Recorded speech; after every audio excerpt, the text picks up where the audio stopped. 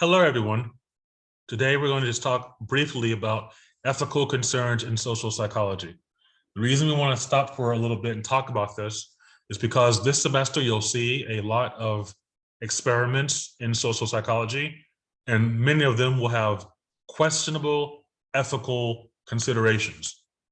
We'll have to ask ourselves, how ethical was the study, and how ethical was the experimenter doing the study? So a thing to think about then is why ethics are important to our understanding of research.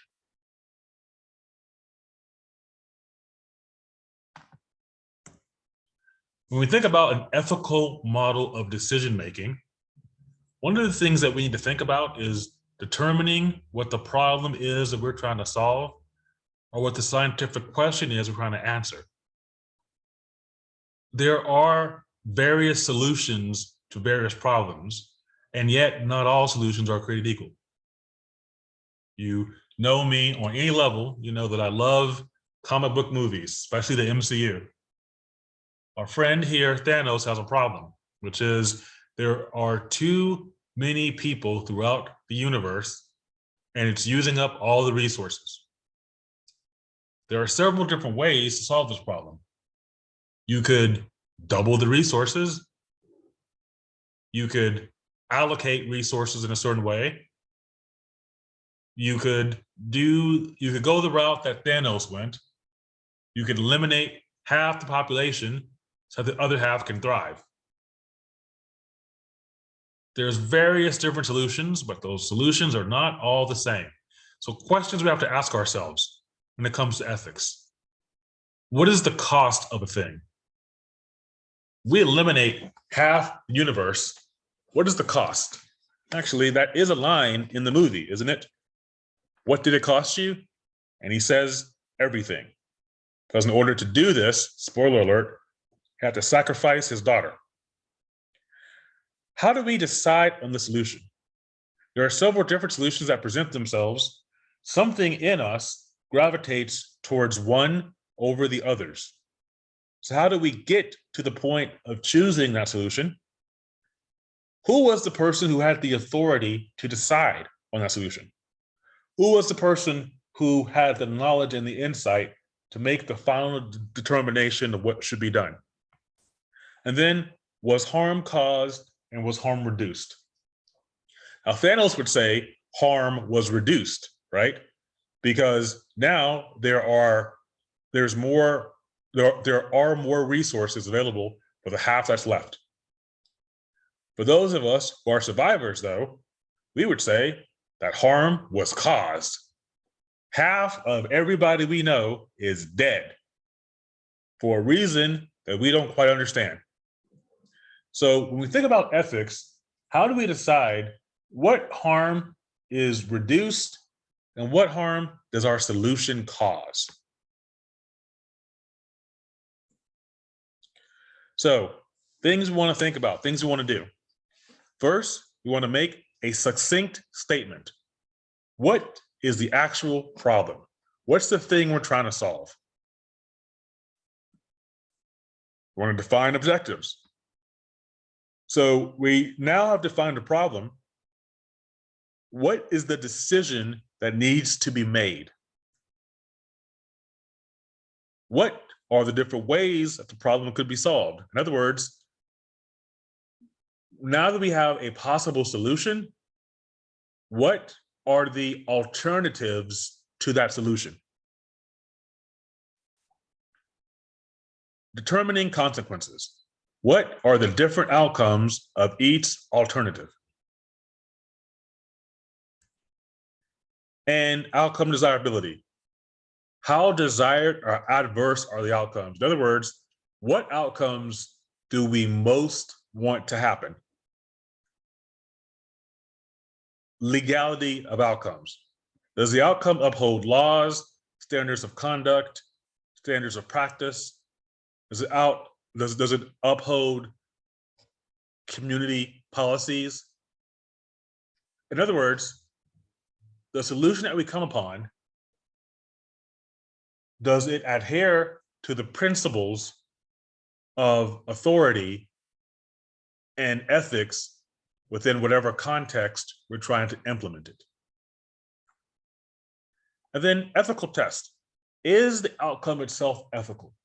Is it ethical to do some cosmic shenanigans and eliminate half the population of the universe? Now, the thing about ethics is not everyone has the same ones, right? There are people who would argue that that is not ethical at all. And yet there are other people who would argue the ethical thing to do would be to eliminate more life or to eliminate all life. That way you don't have survivors who know what they've lost, which is funny. Had Thanos eliminated all life across the universe, there would be no more Marvel movies. Right? But then other people would say the resources in the universe would remain eternally. So ethics can be argued depending upon what? What did we just say in the previous lecture? Depending upon perspective.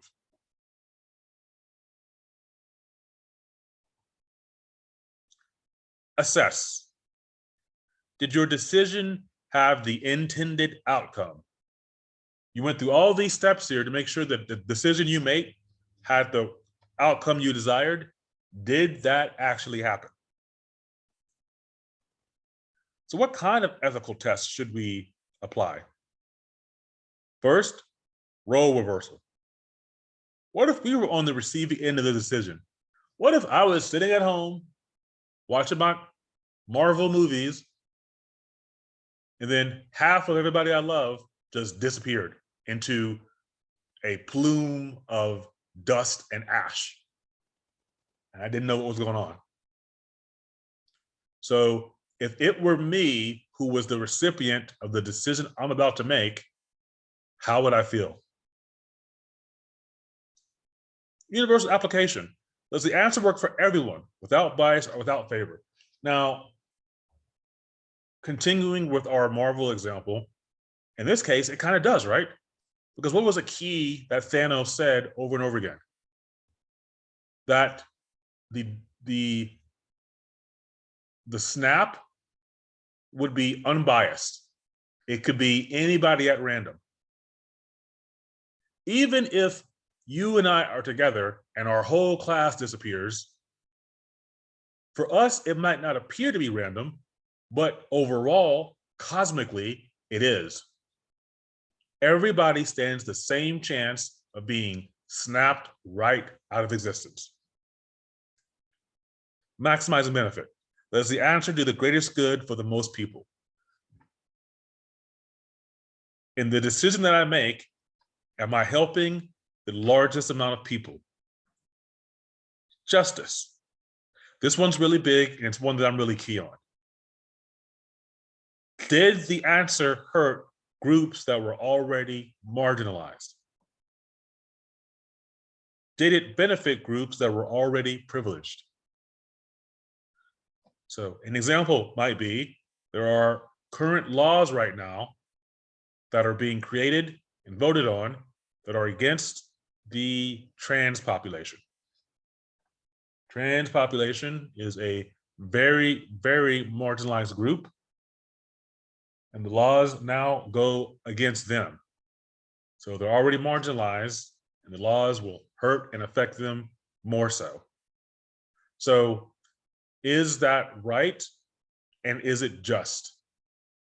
And again, remember, ethics are a matter of perspective. There's a perspective that says this is what we should be doing, and it helps the most people. And it's a perspective that says this is wrong. So I'm focused less on the politics of a thing, but more on the perspective taking of a thing. I want you to start thinking about, whenever you hear or see or watch an argument, I want you to start thinking about, what are the different perspectives that I see in this argument? There's a very strong perspective that says what we are doing and the laws we're making really hurt and harm trans people?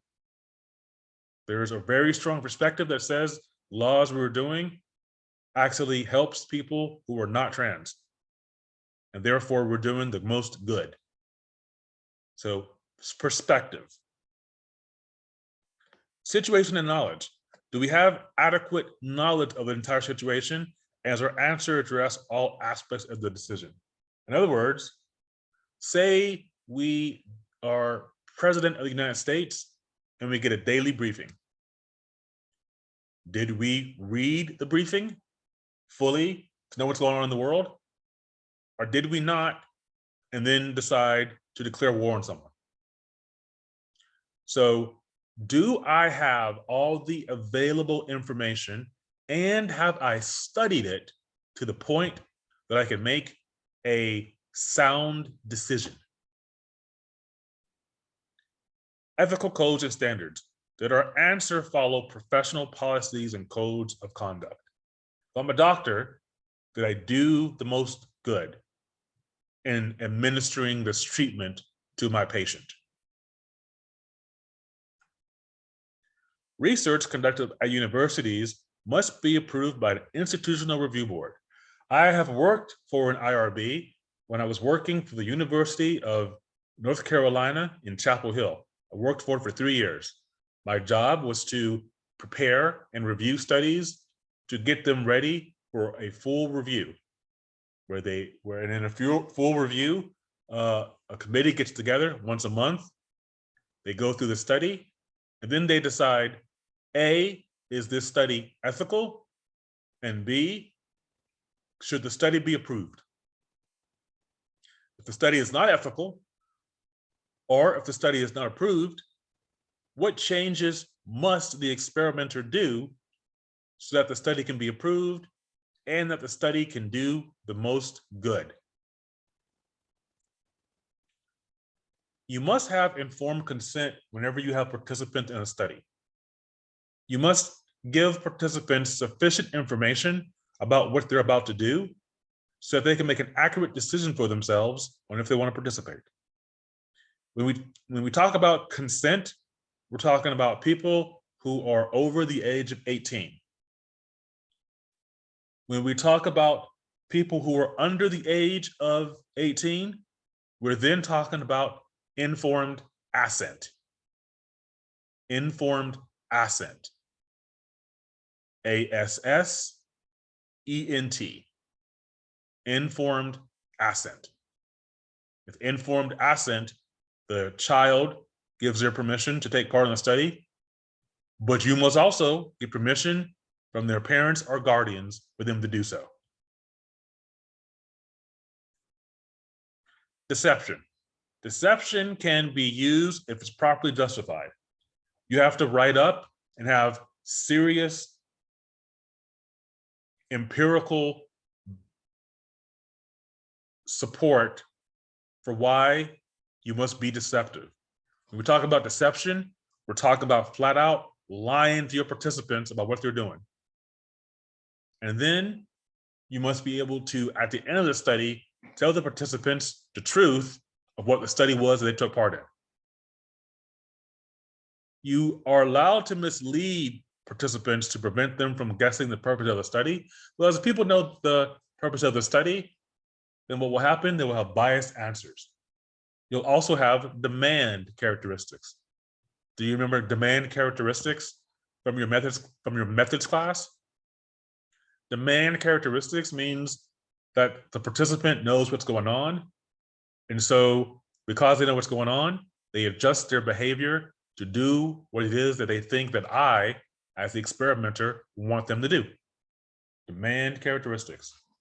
They adhere to the perceived demands of the study. A big thing in ethics is participant rights. Participants have the right to confidentiality, informed consent, or informed assent. They have a right to be debriefed. At the end of the study, you must tell them what you were studying. And if you were deceptive, you must tell them what the lie was and why you lied. Remember, again, this all goes through the Institutional Review Board. As part of our ethics, we must minimize ethnic gloss and other biases. We can't have studies that are biased against one gender, one race, and age of people. When we talk about ethnic gloss, we're talking about this overgeneralization about ethnic groups. So an example might be assuming that because someone is of Asian descent, they must know martial arts. Ethnic gloss. You have that in your study, that study will not get past IRB. So that gives us a quick rundown. This will become very important once we start going through some of the studies that we'll look at in this classroom. So for now, just know that this is there. This will be posted on the website and be ready for your review. All right, everybody, talk to you and catch you later.